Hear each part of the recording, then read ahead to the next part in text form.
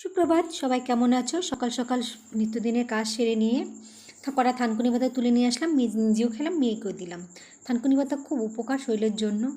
আসলে অনেকগুলো খারাপ দিন পার করে একটা নতুন দিন, ভালো দিন পাওয়া যায়।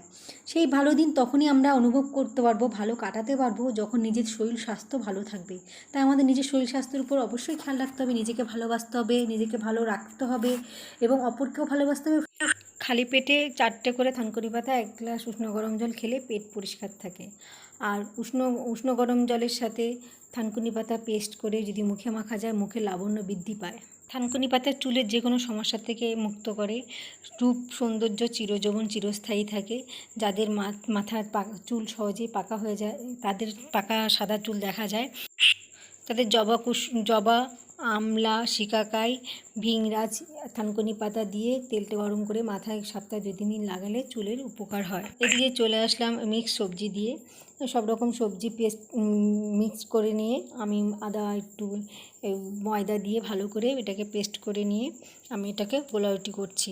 গোলা রুটিটাও টেস্টি এবং হেলদি হয়েছে। যেমন একটা সম্পর্কে মানুষের প্রত্যেকটা সদস্যের প্রতি একটু খুনসুটি, টক ঝাল মিষ্টি হয়, আবার সম্পর্ক হেলদি হয়।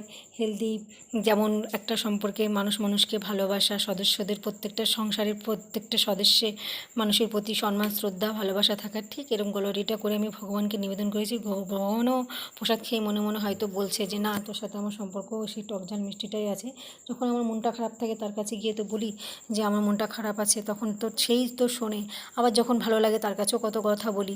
এটা হচ্ছে টক ঝাল মিষ্টি একটা সম্পর্ক আমারও রাধা মাধবের মধ্যে দিয়ে। যাই হোক, আমি এদিকে চলে আসলাম চিলি পনিরের জন্য প্রস্তুত করছি। সব রকমের মশলা নিয়ে নিয়েছি, একটু আদা, একটু লঙ্কা, একটু টমেটো, কাজু বাদাম, একটু দই দিয়ে ভালো করে পেস্ট করে রেখে দিয়েছি। পেস্টটাকে ডিভাইড করে রেখে দিয়েছি দুটো।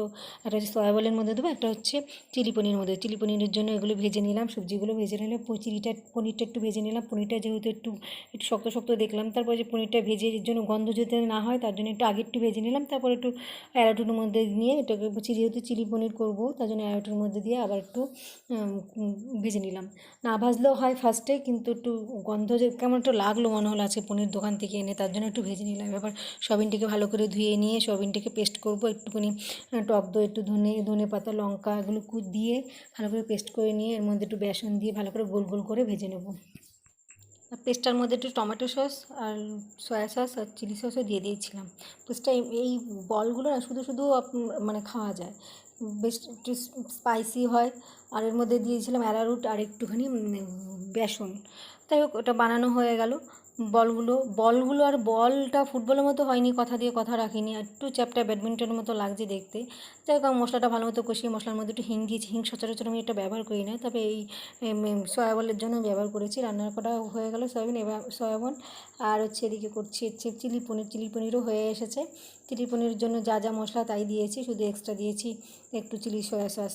আর দেখুন কী সুন্দর পরিষ্কার, কী সুন্দর ঝকঝকে চকচকে হয়েছে। যারা আমার ভিডিও দেখছে তাদের মতোই, তাদের মনের মতো হয়েছে, তাদের মন রঙিন, চকচকে চকচকে, দেখতে সুন্দর। মনটা সত্যি সুন্দর আপনাদের, তাই আমার ভিডিওটা দেখছেন।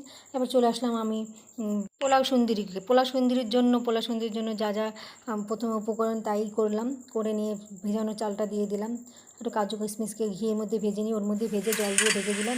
ঝরঝরে হয়ে গেছে একেবারে ফুরফুরে, যেরকম আমার রাধা মাধবকে আমি ভালোবেসে আমার মন এখন ফুরফুরে ঝরঝরে।